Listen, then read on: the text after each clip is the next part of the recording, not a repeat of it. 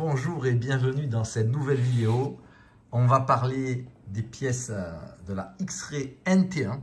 Alors c'est des pièces qu'on peut acheter séparément par rapport à la livraison du kit d'origine du 1/10 Luxury Nitro Touring Car.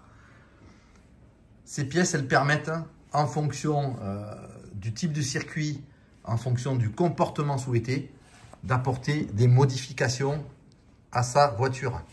Alors, on va se reporter à la notice. Je l'avais présentée la dernière fois. La notice du X-Ray NT1. Elle est très bien faite. Elle est en couleur. Et ici, on s'aperçoit que sur la partie du train avant, on peut soit mettre un différentiel, soit mettre une roue libre ici ou un axe rigide. Donc, ces pièces, elles sont rentrées ici. On a la roue libre avant. 335 sans référence. Et ici, un axe rigide avant, super light, solide axe. Voilà. Ces deux pièces, elles vont permettre de modifier en fonction de son choix le train avant. Alors, ensuite, on va passer à la page 20 de la notice. Là, on avait la partie des freins. Et ici, on a plus précisément un axe spécifique avec un disque de frein ventilé.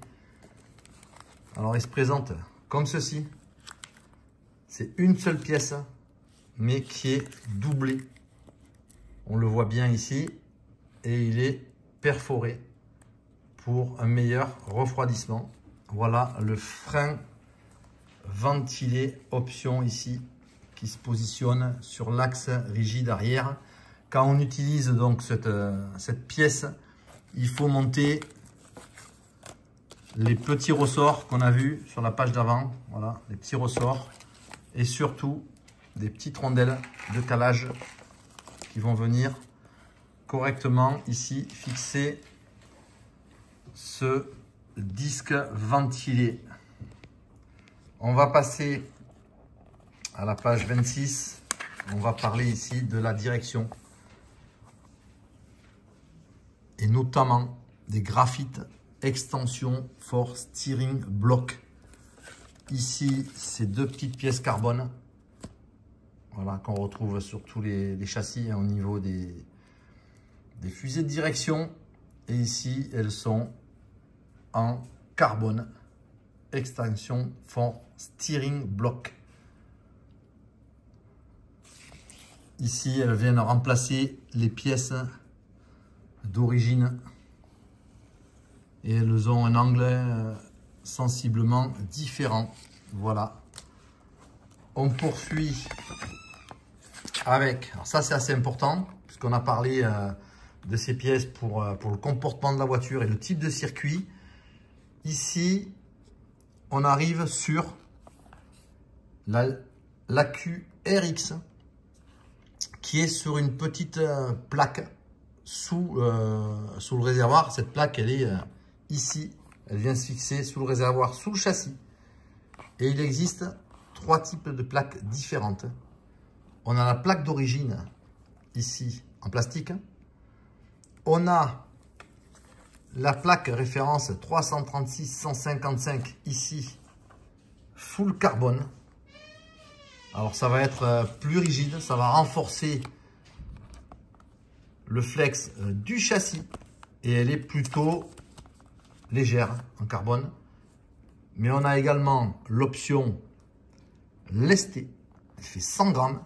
La pièce, elle est là, la 336-156 de X-Ray, lestée à 100 grammes, support de batterie. Voilà, donc en fonction du choix, on pourra mettre la plaque plastique, la plaque en carbone ou la plaque lestée à 100 grammes. Voilà. On va terminer sur la partie avant. Alors il y a deux choses sur ce train avant important. La première, ça va être ici sur le support, remplacer la pièce plastique par une pièce carbone. La voici. Ça va vraiment venir rigidifier la partie avant du pare-choc. Quand on monte cette pièce qu'on trouve ici sur la notice, on a une mousse spécifique qui vient s'adapter comme ceci. Là, ça va venir sur le pare-choc avant avec donc la pièce carbone et la mousse. Et enfin, on va terminer sur une option bien sympathique. C'est un petit peu de tuning. Ces pièces qui vont venir constituer la fixation de la carrosserie, elles viennent remplacer les supports plastiques ici, puisque le réglage se fait avec la hauteur sur le plot. Ici, ça vient se fixer directement sur le plot, alu adjustable body, et il y a un pas de vis qui va permettre de régler très très finement la hauteur pour venir fixer sa carrosserie sur le châssis. Voilà pour les dernières pièces qui viennent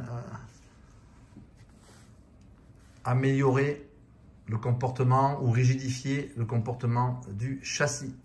Voilà, on terminera et je vous ferai ça dans une prochaine vidéo. La présentation du moteur OS Speed T12 04 qu'on va bien entendu monter sur ce châssis piste X-Ray NT1.